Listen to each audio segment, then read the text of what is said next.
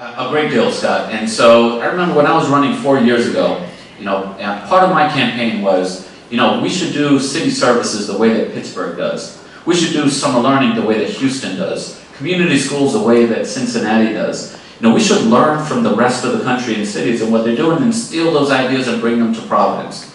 So for example, next Monday we're holding a press conference with all the universities and hospitals. And the reason why we're having that press conference is because of the work that we've done from trips that I took to Pittsburgh and St. Louis, and I saw the way that those cities have embraced universities and hospitals and really remade their economies based on their presence and their involvement.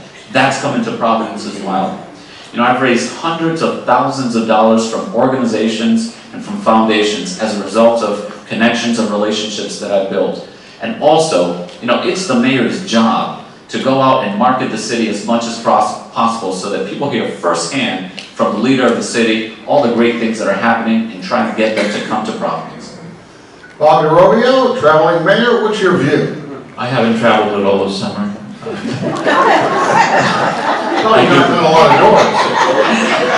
I do believe, I would agree with the mayor, that it's the mayor's job to bring in industry to the city of Providence.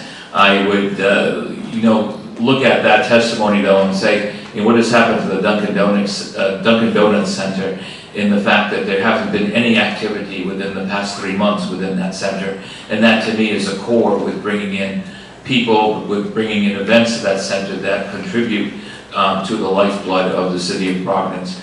So I would be a full-time mayor. I would make sure that my travels took me to places that had a benefit to the city. The residents of the city would know firsthand why I am going to visit these places and what I am bringing back, and also what the recommendations are and what the final determination is from visiting those places. Judy Whitman? Well, there is the internet. I mean, you really can look and see what other cities are doing. And you can pick up a phone and call a mayor. I mean, mayors call mayors. My question is, when Mayor Lorza is out of town, who is running the city? Who is responsible? And what does each trip cost the city taxpayers? So there's a way. If you travel around, if you've traveled around in your life, you know what cities work, what don't. You do reading, that's what reading's about. And again, you pick up a phone and you call and you find out. And when you have your mayor's conference, there's always best practices that are on display. And you talk with what works and what makes a city fabulous, what makes it not so fabulous. So there's ways to do it when you're not out of town as often as you are. Kobe Dennis? So that brings me to the question of creative capital. How are we creative when we're copying everyone else's ideas?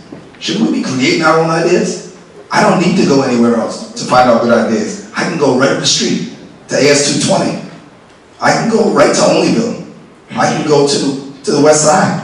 I can go to the south side. I have all the cultural relevance here. I have all the people I need. I have all the intelligence. We have some of the best colleges and universities in the world. RISD, Brown University, URI. Why would I need to travel to find ideas? I wouldn't. If I'm going to call this city the creative capital, guess what? People are going to follow me. I want people to come here and follow us and say, you know what? I visited Providence 3 times this year. Why? Because they have great ideas.